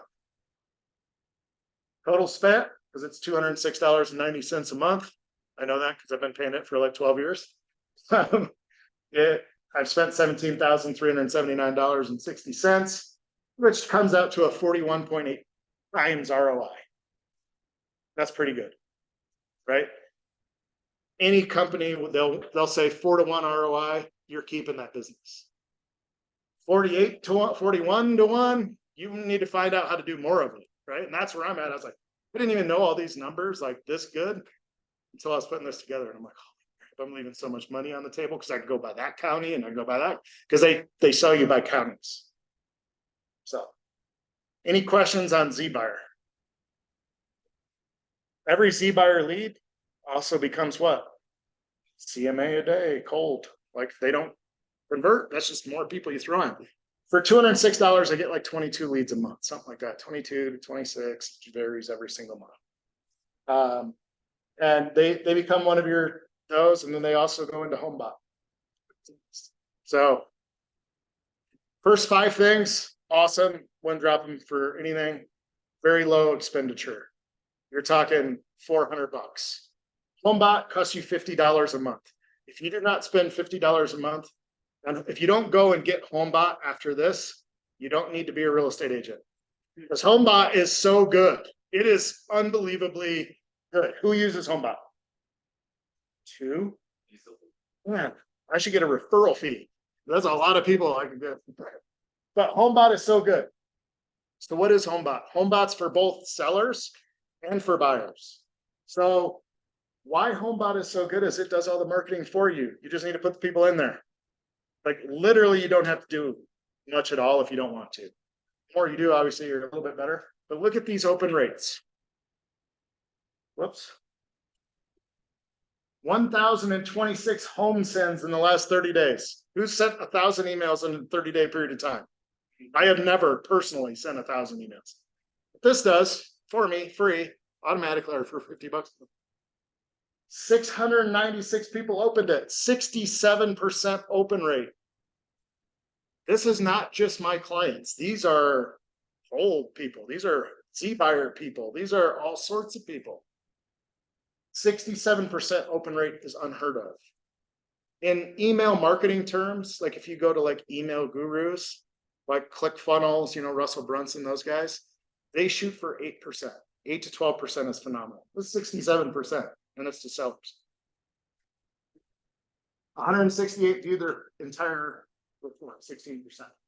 Buyers, 984 buyer sends, 544 opens, that's 55%. That's crazy, right? Cool thing about this, I think it's $50 a month, and you can correct me if I'm wrong because I spend more than that because I have so many clients in here. But after your first 500, they charge you, I think, $5 more for the next 500 or $250. And it just keeps going like that as you add people in. So what I have is some cool things set up with this, with Zapier. Well, this gets a little techie, so I'm not going to go into Zapier because that's way above me. But Zapier, you get every lead that comes into my CRM, which I use Commissions Inc., automatically gets dumped into HomeBot. And it knows if it's a buyer or seller, and it sets up this for me. I don't do anything. That's awesome. Just runs. So here's the first list of HomeBot. This guy I sold a home to. This girl I sold a home to. I don't know who that is. Sold her a home. Sold him 3 homes. Sold him a home. Sold her a home. Sold him a home. Look at this. She messaged me. I have a listing appointment with her Friday. This works. I did nothing to get that listing appointment. Just HomeBot did it. I had it running, right? So yeah, she gets the CMA a day and stuff, and she got one in January, but we're in September. That's a long time ago. So this keeps touch with her twice a month. It sends 2 emails a month. It sends home equity report, is their home value, and it sends a neighborhood condition report. So what's happening in your neighborhood? How many homes are selling? I got pictures of those too. Here's another list of people. So this is just like you can see in the last couple of days how many people have opened the emails. Karush here, this is his report. So Karush is an interesting story. I sold his home in ULIS for like $350,000 5 years ago. He bought a home without me through a builder. I was ticked off because it was like $680,000 home. And I'm like, can't be mad for long. He still used me to help him sell his home. I'm throwing him in HomeBot.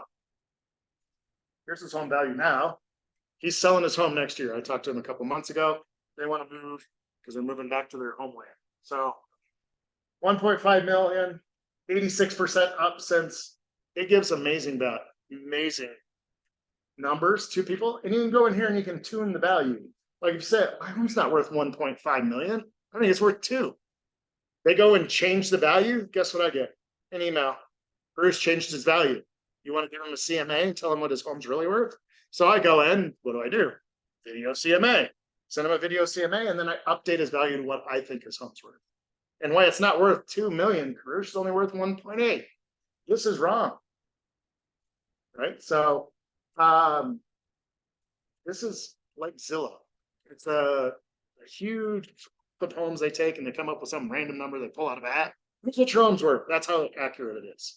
So every one of these, when they send out this home value report, sent out with a video down at the bottom, they can watch this video about me telling them about the home value report and how crappy it is. But it's good information.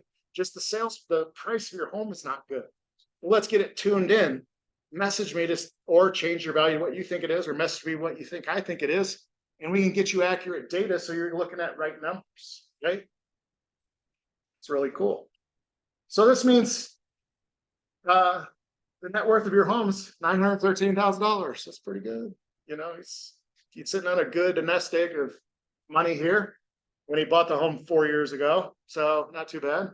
And then he can press these things. Thinking of selling, you have 3 strong selling signals. Here they are. So you can click this and see what they are. Major equity, homes are selling in your neighborhood at a higher price than we think your home's worth, things like that. But you might have up to 2.38 million in purchasing power if you sell this home and buy a new one. They click that, I get them everything they do on here. I get a message, an email, right? Or you could use about 264 of your equity to do whatever you want to do with it, you know, refinance it, what have you. Also talks about if you pay more, you can put in, hey, if you pay, this says 100, you'd save this much money off your principal or your interest in your home. You do 300, 500, it does all the calculations for them. It's awesome, right? All this is for $50 a month. Tells them what the kind of loans are out there right now. And if you should do anything. No, you shouldn't, because you have a better rate.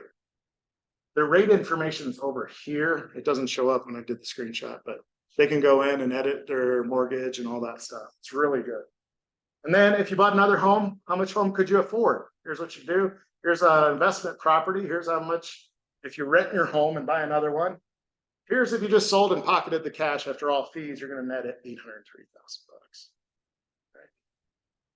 So all you have in there is you have the client's information. I put in their name, their address. That's all that's in there. And HomeBot goes and gets all the data. It gets all the mortgage financing data from the county records, whatever it can find. And then people want accurate information. So if the data is wrong, they go in and change it. And I know they changed it. So I call them or I send them a video or what have you. So your house has built $914,000 of equity. How could you use it? And here's a bunch of ways they could use it. Hey, if you wanted to use this as an Airbnb, here's what you use as monthly revenue. Right. So if you guys are doing Airbnb stuff, especially now this home's a little crazy, but if you're doing a smaller home, pretty awesome way that you could help them use this as an investment property and go buy another one. Right. And they're touting all this. You don't really have to do much. Here's what they get if this is your market. So here's what your market is doing. Here's a little video about your market. They do this for you. You don't have to do anything. And then here's your advantage. Here's what your home price has been doing. Here's other homes like yours that have been selling. Pretty cool, right? And that goes out twice a month, automatic. You do nothing. Now I have a couple videos I built in mine. I'll show them Lane today. Like I have the video that goes anytime the home value is sent out.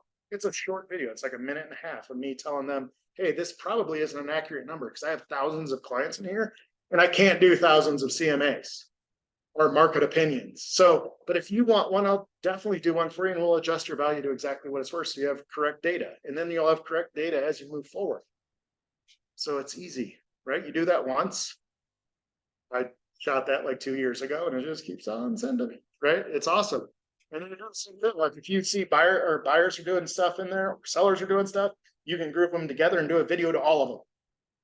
Oh, there's 212 people that have checked their value. I want to do just a video to all 212 right now. Boom. And you send it out.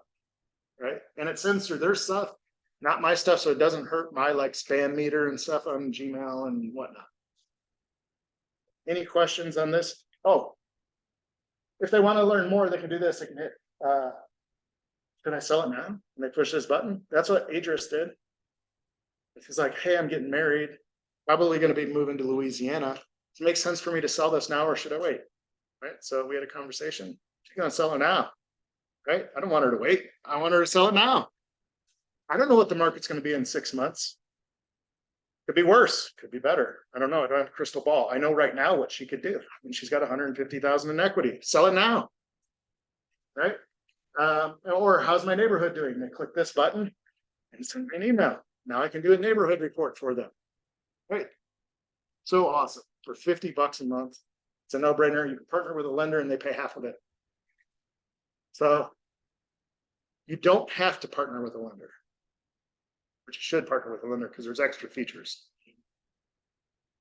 Like interest rate stuff. Now, interest rate stuff right now is terrible because our interest rates are so high. But when interest rates were at like 5%, we still saw people with 7% interest rates and we'd put them things in a key that like, hey, you could save X amount of dollars if you refinance your loan. Well, guess what happens? That doesn't go to my lender. It goes to me. And then I send it to my lender, even though he's my sponsored lender. Now, he could see it if he logged in and did stuff, but he doesn't because he's a tech dummy. For the lack of a better term, he's a great lender. But I send it to him and guess what? I'm actually supporting more of his business. So guess what? He's going to keep spending money with me, right? He pays $500 a month for our buyer generation on Commissions Inc. He pays for half of this. He's willing to do it because I send him business, right? Because he gets business out of it too. Any questions on this? How did, like, you differentiated buyers and sellers on, Yeah, so they do that like I have it done in so Commissions Inc. when a lead comes in and they're just searching for a home, one of the things they have to fill out is do you have a home to sell? So if they have a home to sell, they're going to go into both sections, buyer and seller. If they come in as like a home value lead or Z buyer or anything like that, they dump right into, and I build that through Zapier. I couldn't even pretend to tell you how to do it without it in front of me, how to set up your Zapier that way. And if you're not really techie, spend $20 on Fiverr. Everybody's heard of Fiverr, Fiverr, and go have them build it for you for $20, and then it's done forever, right? And you shouldn't have to worry about doing all the tech stuff. You should have people that do that for a minimal fee. You should be out selling homes, right? That's what you're good at. And this is send you flyers. People buy on this. So it's sending neighborhood information or homes like this. So it's sending them this, but they're active homes on the market that they may be interested in. They can do map searches, things like that. So it's sending them things in their search criteria. Twice a kind of thing, say. Once a week, I think it sends. So it's not a replacement for, if you have a hot buyer that's out looking at homes, they shouldn't be in here. They should be in a system that you can control to send them homes every single day, as soon as the home hits the market, that kind of stuff, right?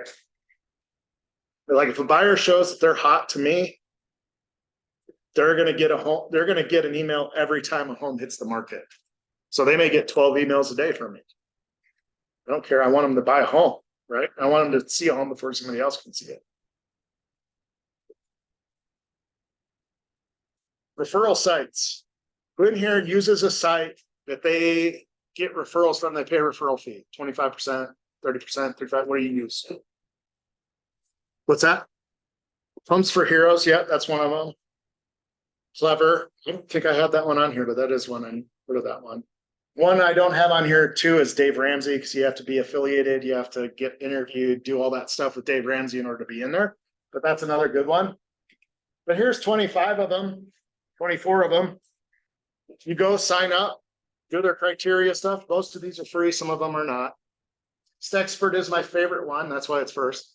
The reason Fast Expert's so good is we sell so many homes off Fast Expert. If you're a producer of any kind in a certain city, you're rated as an expert in that city. So Fast Expert, we're rated high in like Keller and Fort Worth and things like that. So when somebody goes in looking to sell a home in Fort Worth, Google gives them ads. Fast Expert spends a ton of money on ads. So they go into Fast Expert, fill out their information, and I'm one of the people. Phone call's pretty easy. Hey, I got your information from Fast Expert. I'm one of the area experts in the area, probably the top one in this area. You know, it says you're looking to sell your home in the next few months. Where are you going when you sell? And it's just your script as you go through, right? And set up an appointment, book it, sell it, pay a 25% referral fee. These guys charge $299 a year. Plus, I get a million text, you guys do too, I'm sure. A million text messages. Hey, are you still a realtor? We'll do a referral to you for 20% or 25%. My very first question is, what do you charge me? And if they charge me a nickel, I'm gone. Because there's so many of these scam companies out there that just want you to pay them $200-300, and then they never send you a thing, right? All of these, they send you business. Fast Expert, Home Light's really good. Ojo is terrible, but it's on here. Opsity, same thing. Reason Ojo and Opsity are so terrible, it's 35% referral fee. It's hard to make money on a 35% referral fee. 25% I can do. 30% I can do. 35, you're not being predatory on me, and I don't like it. So I just cancel those. Veterans United, Home Again, State League, all these work. So why not sign up for all of them? Because it could be something like this. Total commissions earned off of referral sites since 2016, 1.4 million. That's after I split with my broker. Referrals paid out. Ouch. 392,000. That still leaves a pretty good chunk of change for me. Right? I'm willing to trade this for this. So 7 years, not too bad, right? Again, I didn't even know this was this good until I took these. Now I was like, holy cow, I need to sign up for more of these sites. I think I'm only on like 6. But the one thing that you want to make sure when you're doing this,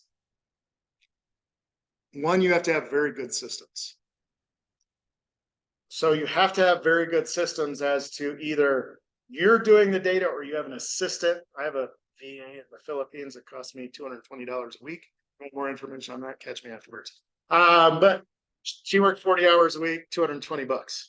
She does everything for me. She edits videos, does all my Google stuff. She does this. So what we do is anytime I talk to somebody, I put my notes in the Commissions Inc.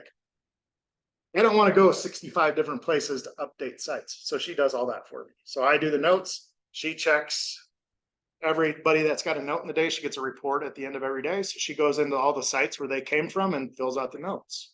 So we keep all those sites updated. You have to be diligent. You have to have systems to keep those sites updated, because if you don't, you'll get calls like, hey, where is Sally Smith? Have you talked to her? And I'm like, I guess Sally's, who are you? You know, like you don't know who. And Fast Expert does that. Homelight does that. All of them following up on these because these are leads they spent money on and they talk to these people too. So a lot of these are double verified or they're so good. Like I call them, I talk to the person, and then Fast Expert calls me 2 minutes later. It's like, hey, we just got Sally Smith on the phone. She wants to sell. She's in Keller. We know you're the best in Keller. You need to call her right now. And so we do. Right. And we've already talked to Sally. Right. So they will even give you business like that if you're good at producing for them. Just listed, just sold. Who in here does just listed, just sold campaigns? Anybody? Me either. No, I do some, but I probably do it quite a bit different than you. You can see there's no pictures of just listed or just sold cards here because it does not matter. What you put on the card, honestly, doesn't matter as long as it's consistent. Any postcard, any design, any call to action, any USP, any QR code, website address, it doesn't matter at all. Because most of the times, what do? They're looking at their mail, throw it in the garbage, throw it in the garbage, throw it in the garbage, right? What matters is frequency and consistency. The problem with just listed sold campaigns that most people run is they go, hey, everybody around this house, I just listed this home for $500,000, right? And they send out one card. Then when the home sells, they send out another card and they're done. And guess what? Both those cards got thrown in the garbage and they never knew it was you both times, right? So I say stay small. Think like 100 homes at the most. 20 or 30 is perfectly fine. 50 is good. Like around the house that you just listed. Most people say, oh no, you need 200, 300,000 homes. BS, because you can't market to those appropriately. So what do? You send 1 or 2 because it's too cost prohibitive to send many. So where can you get these lists from? You can get these lists from title companies. You can get these lists from, there's a service out there called PropStream. There's another one out there called, oh gosh, I just forgot it. I'll remember it and I'll tell you later. Starts with an R. Maybe Remind. There it is. So there's also another one called Remind. You can get all the information about the people around the home. Put together a list, like a small little CSV file, Excel file. Send it to your mailing house or whoever does your postcards and tell them this is how you want to send them. And you have the designs for all of these. So here's what I mean by frequency. The first card is your coming soon marketing, 7 to 10 days before the home goes live on the market.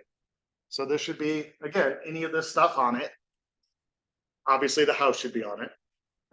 You're not giving price. Just listed. That's 3 days before it goes live. So it arrives the same day it goes live. So it usually takes me 3 days for printing and delivery. Then you want to do a price change card if you price change. So otherwise you're only doing 7 if you never have to price change. Number 4, you do an under contract card. That might be like 2 days after you go live.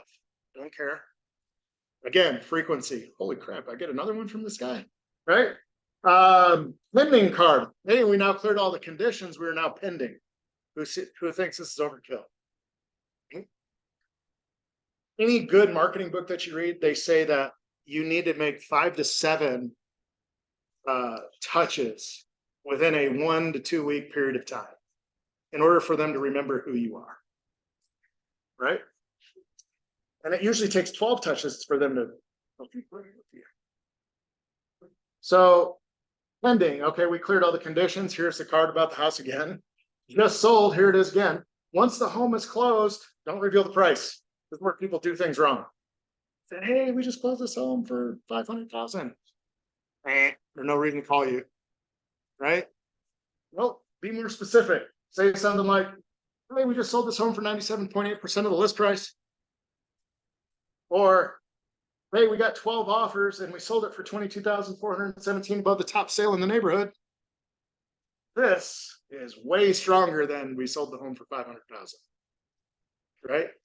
So you want to say how many days you sold it in, if it was fast, how many offers you got, because it's going to tie into something else we send right on the backside of this. And then a testimonial card. This is them at the closing table holding the big key. You know, stupid things you have to do in this business, right? Yeah, I'll hold the key, right? But use it. You got the picture of the key, put it on a postcard. Now you got a testimonial next to it because they sent out your Google testimonial. Just strip that off of there, put it on the card and your comment to it. Then you do a home evaluation card referencing the sale and the sale price. Hey, we just sold this one. We had 37 showings on it. You want to know what your home's worth? Might be a good time to sell. Right? So the problem, and I put that, and you can't see it because of this big bar. Problem with most of the campaigns that people run that are just listed and just sold, they're ineffective because you only send 1 or 2 touches. And if they're like me, I sort my mail over the trash and I just throw the stuff that doesn't pertain to me in the trash. But if I'm throwing the same looking card in the trash 8 times over 2 weeks or 3 weeks or a month, I'm gonna be like, God, this guy's busy. I don't even recognize it's the same house, right? And then if you're good and you have 1 or 2 or 3 of these in the same 30 people neighborhood, you're gonna kill those people with mail, and they won't remember anybody else in the neighborhood but you. There was a study, there's a great book by Chris Smith, The Conversion Code. And they talk about in that book that they created this fake person, this fake realtor. And they went into a market and they dropped a mail piece on them every 3 days for 8 mail pieces. And then they did an interview. They sent like this guy door to door and interviewing like, who's the top realtor in the neighborhood? And like 7 out of 10 was this fake guy. Didn't even exist. But that's frequency. Right? That's why it's important. Then you tag. So you don't want a conversion person like that? Yeah, this works awesome. And then you tag it in with a magic buyer letter, which works even better. This is what they usually call on. What's the company that you use to send out? We have a local mail house that does this. So they have like our template, like what we send, and then we just pop the pictures in there and the text. So they do it all in-house. So we don't use a national one, we use a local print house. But all of these costs, because I'm only doing, I typically stay 50 or less. What am I doing on time? I gotta go faster, huh? So I usually do 50 or less, just simply because it keeps costs down, right? You're looking at about $1 a card. So it's $50 for each one of these mailings. There's 8 mailings, it's $400. But if you're at $1 million neighborhood, I would trade that. Same thing with the magic letter. Here's the magic letter. I'm not going to read the whole thing to you because I don't have enough time. But it basically tells how great we did in that neighborhood and sold that house, how many buyers we had. And guess what? Oh, sorry, you're taking a picture. You're going to get these. Then it tells them, hey, here is a little bit about all the clients that were in this house. What they were looking for that this home didn't have to offer or they missed out on. Do you have that? And it's all this, right? So all this stuff, right? Please let us know if you'd be interested in hosting any of these buyers through your home. Any of us, right? This works awesome, especially after they've received 8 postcards, right? And this, can't say I do this yet, but I'm going to do it because I just learned about this. I've known about this, but I didn't realize how good it was. So you can send this to this place called RoboMail, and you can send this letter and they will handwrite this letter like with machines that hold a pen and do the entire letter in handwriting. and send it out. How much more powerful is that? That it's addressed to the homeowner in pen and you hand wrote it. And it's not that expensive, like maybe twice as much as what you could send the mail piece for. So what's that? It's like Drobo Mail or something. I have to look that up. I'm not using it yet, but I'm going. So number 10, your marketing on your listing will get you more listings. Most people skimp on smaller homes. They don't do the 3D tour. They don't do the drone. You can't skimp on any home. Even a home, I was telling Jeff, I got this home. I went in and it literally, I walk in and I about passed out. Like, oh, so bad. So I'm walking through this house and I don't even want to do my presentation. Like, and using my presentation power, it's good, it's on point. This one, I'm like, and yeah, your home's worth 175. I think we can sell for that all day long. You know, normal home this size would sell for 275, but in this condition, it's 175. You know, let me know if you want to sell the house. He calls me like 2 days later, we want you. Well, I didn't want the house because the entire house smelled like cat pee.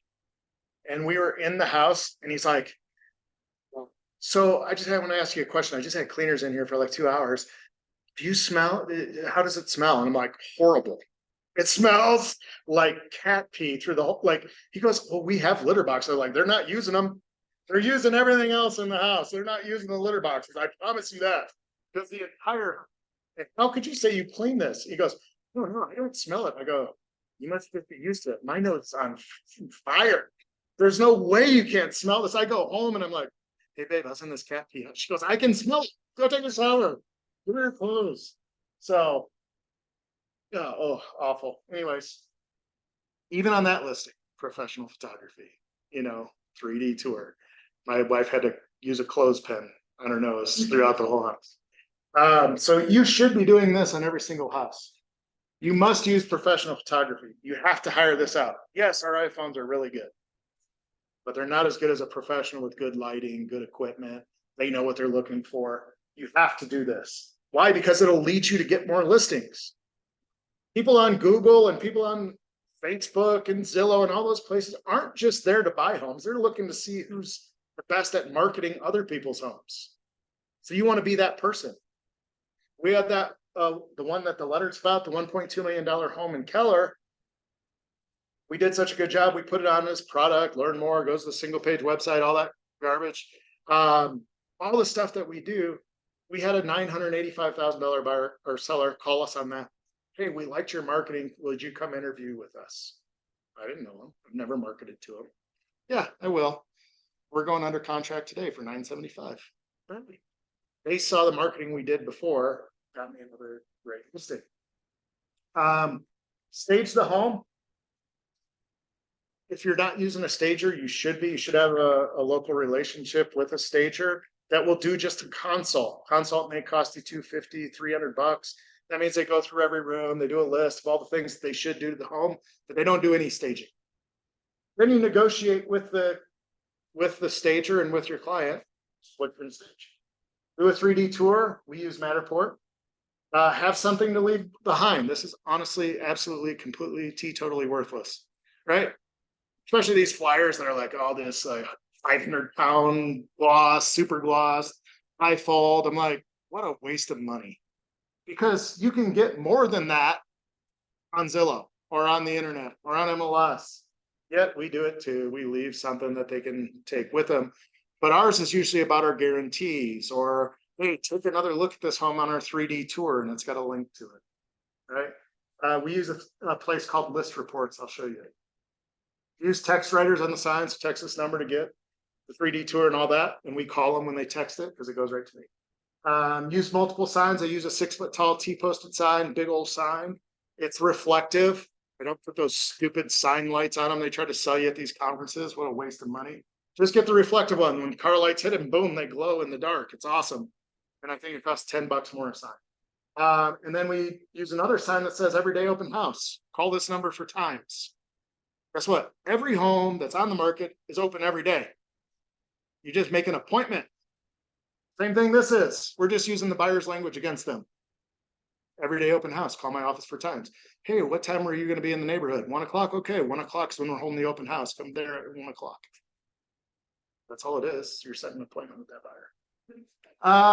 Single page websites, we use RELAHQ.com.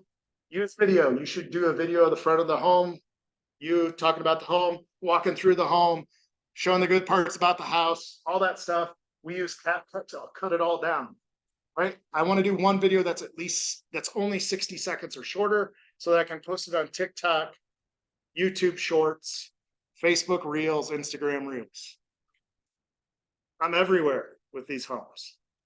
Then I want to do a longer one. I've already got the longer video, so I just cut it up a little bit longer and I use those on YouTube. I send those to my clients and I put them on our websites. And then the third video should be you using the videography video that if you hire a videographer, because it's a nice house, do a complete video, should be you with the video in the background. And you're in what's this called green screen, usually green screen on TikTok or Instagram. The video is rolling behind you and you're talking about it in front of you. Why does that work so well? It works better than both of these because TikTok and Instagram are pushing green screen videos. So you find what the trend is, you do the trend, you get more eyeballs on your property. Here's our flyer. This simple flyer about the house. This is a $2 million house. Simple, dumb flyer. I mean, this is the seller likes it. And then this is information about the area. This is one part we do like. It tells you know where the schools are, where the restaurants are, golf courses, parks, how many of them are located within a mile of the house. Kind of cool. List reports, it's free. You just download the PDF. We send them to Xerox print off or FedEx. And then this is a sign of our T-posted sign. I take a picture of that. That gets uploaded into my Google page. Here's a whatever this is, QR code. Get all the slides. I do not know.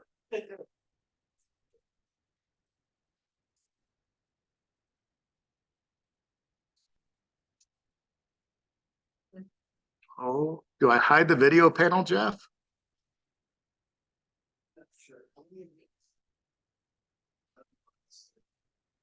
Yeah, it's not enough to move it off though. No. We'll send this to everybody. Good? Oh no, I can't do this. Okay. I have 13 minutes, which is plenty of time. So 14 steps to win every single listing. I only had 10 steps the last time. So this is gonna be short. So 14, step 1, when booking the appointment, give them choices. So this is when you book an appointment for a listing. Literally, I would say I lose maybe 1 out of every 30 listings I go. And it's typically because I don't budge on my commission. I'm gonna make 3% or 3 F's. No matter what they give to the buyer, I'm making 3 because we are worth it. So make them pick, choose between Saturday, 1 to 3, whatever. You know, you want them to pick the time. There's times and days I will not work, like after 6 o'clock or any Sunday. Why? Because those are my times. We'll acquiesce in other times. But you try to get them to pick a time that works for you. Give them 2 choices. Then after you do that, you want to create a pre-listing video with your phone, just this or a webcam that's good, and upload it to YouTube as an unlisted video, just like you did the CMA a day. This is what the video looks like right here. But then I create a link that is in my client's name, MatthewandDannette.online. So when they get the text from me, hey, before we have our listing appointment, I want you to go check out this website I created for you. It's all for you. And in fact, the website name is MatthewandDannette.online. That's your names. Should be easy to get on there. Why .online? Because that was the cheapest one on GoDaddy at the time. It was 99 cents for a year. That's why I bought it. If it's something else, I buy that 99 cents. This doesn't matter because I'm only keeping it for this appointment, right? And then I create a 1-page landing page. You can use KV Core, Commissions Inc., lead pages. There's a million sites that do this. Most of them, you can do them for free. And you basically just create this 1-page site. And this site says, Matthew and Dannette, I'm looking forward to our appointment at this time and date at your home located here. And this is about me. So this says, Professional, this is the things that we do: professional photography, 3D tours, professional video. We also do staging, sold 3,000 homes in your area, 21 plus years in the business. So just a brief little intro about me. And there's this video, and you see this little whiteboard? It says, hi, Matthew and Danette Tugman. They know the videos to them. It's not just a spam video. They open up that video. The video is very simple. Basically says how excited I am to see their home. Sounds like a great home after what we talked about on the phone.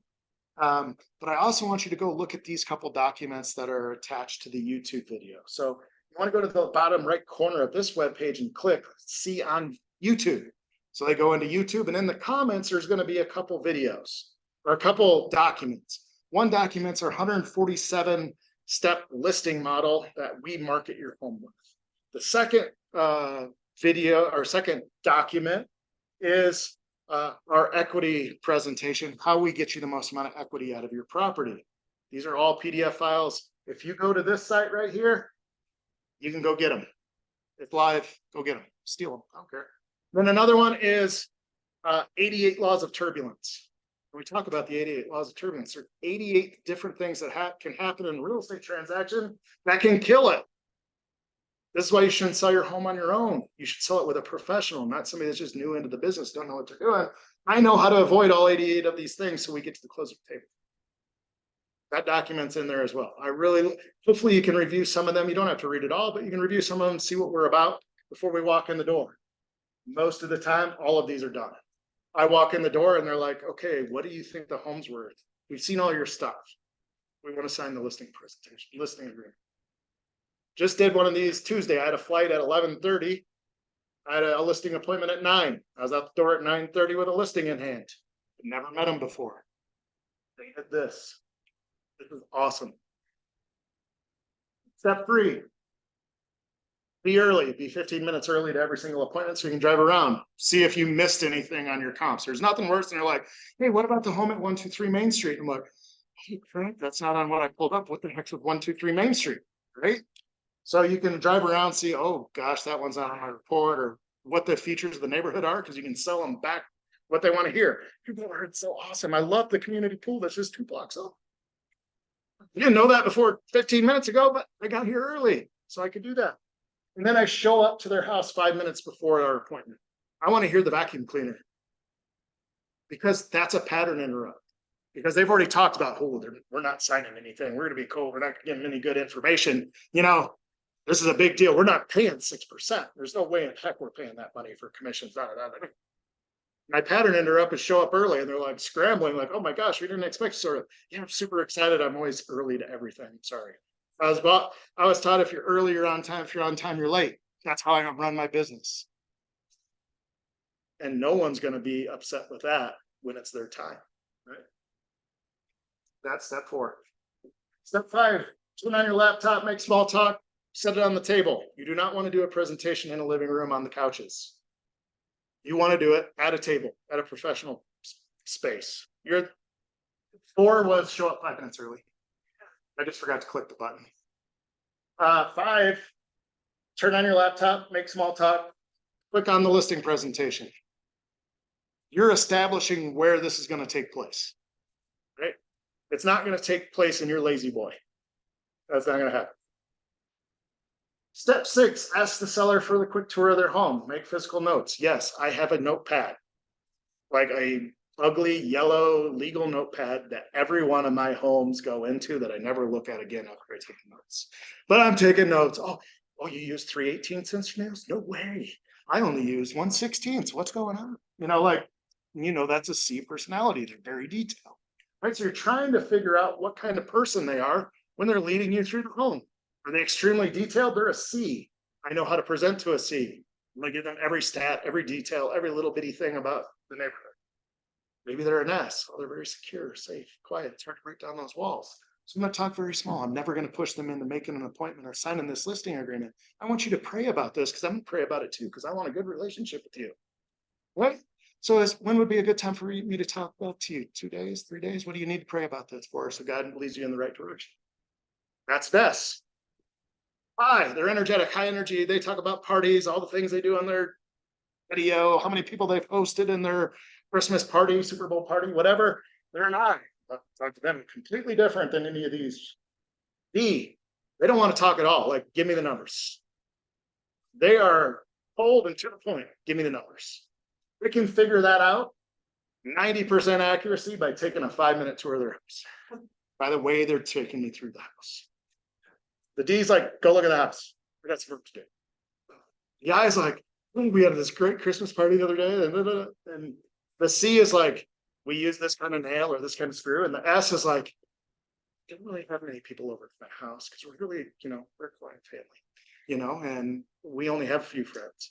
The ones we have are great. And they're the neighbors, Julie, Joe, and Sue, and they talk really intimately about the people that they come. Step 7, compliment on condition of the home. Let them know they have a great home, even if it's a piece of crap. Never berate their home until you have to sign the agreement, or they're going to sign with you, right? So don't bring up negatives at this time. Yes, you see them. We all see them, but you don't have to bring them up until it's done. Step 8, sit down at the table near the laptop and ask them about what their moving plans are. Establish a time frame for move. This is their time to talk to you. Ask a question, shut up. Let them tell you everything. The favorite is on expireds. What didn't you like about the last agent that you didn't sell your home with? And they'll go for like 30 minutes. Like, it's awesome. And they just sell all of that stuff back. It's called the Xerox close. Ask them what they're looking for in an agent. Sell them exactly what they're going to do by repeating everything they just said. Step 9, ask them, what are you looking for the real estate agent that you work with? Oh, I skipped ahead. Even it's an expired listing, Xerox. So you can see I do this. I've seen this presentation twice this time. The time I did this, but this is exactly how I go through every single listing appointment. Bar none, doesn't matter. Unless it smells like cat pee and I don't want the listing. And then I end up getting it. Segment the listing presentation by saying there are 3 very important elements to selling a house. You can read this when we send you all the stuff. When we reach the presentation, ask them if they have any questions on our marketing. So after we go through everything, I ask them if they have any questions on any of the marketing that we've done. Based on assuming that we can come to terms on price and fee, do you think I'm the right person to market your home? That's my close. If they say yes, we close them. We get the listing done. We go into price. If they say no, we don't go into price. We talk more about what we do. When am I going to be the best person? Typically, I always get a yes. Because they've got all this stuff up front too. Some people got all the stuff up front. They reviewed it all. And then they want to tell me all about me while I'm going through the presentation. I know I'm going to sign up. But they want to do the whole thing. Step 11, pull out the CMA summary. So this is how we do CMAs. Again, you can read this on your own. Because I got 3 minutes.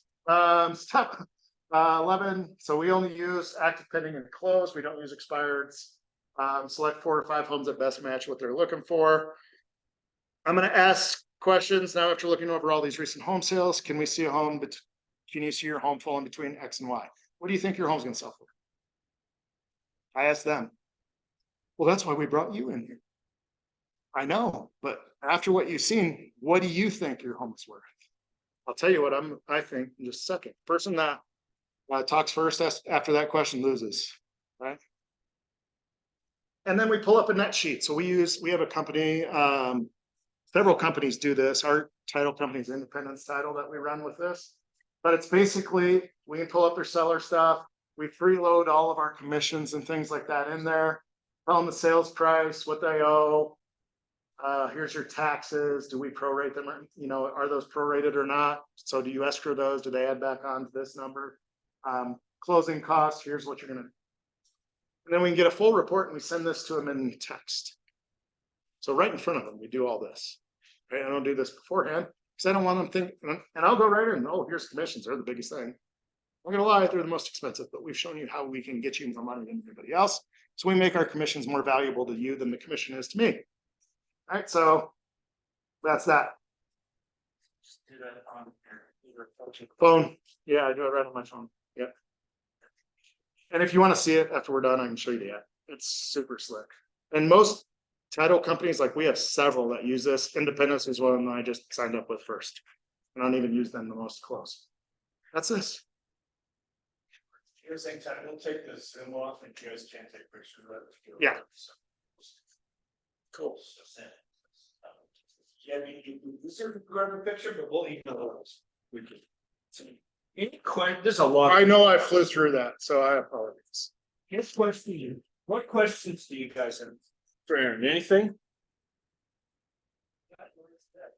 Anything at all? Anything you can put in your business. 1, 2, 3. Let's see. Awesome. Oh, there we go. There you go. Okay. That's the second presentation, then we can, everybody can do that one, and then we'll go. See if that works. Does that work if you take a picture of that? Yeah. Okay. Let me know when you got that, and then I'll go to the other slide as well. It's recorded. It is recorded. We'll send a recording out as well. And we can send you these links. We can probably get the links to the PDFs. You'll have all the links in there too, if you watch this again, like all those YouTube links and all that stuff. Okay. Yeah, like if you go to Matthew into that, that'll be the video that I sent them, so it's gonna have the reports in there. So let me go to this other slide here real quick. Sorry. There you go. That'll work right there. And that's the 10, That's the first first 10. section of everything you did. If you want to take a picture of that, and that'll get you those. Yeah, we'll get all this together and we'll email that to all of you. Okay, so you have it. I really believe that. I mean, again, because we've been doing some of this stuff, my wife and I, and it's just been working. And you know, we've implemented a fraction of it, and it's been working. And so, you know, if you just take, you know, bits and pieces, nuggets out of this and start implementing this, I can't imagine that you wouldn't have more deals in the works. You saw his numbers, million and all the other things. Here's the payoff on all these. Which was funny because you said you had no idea until you started. No, So I had an idea of where my business was. Right. But when you group it together over a period of years, no one has that info until you really look at it. Yeah. So it's good.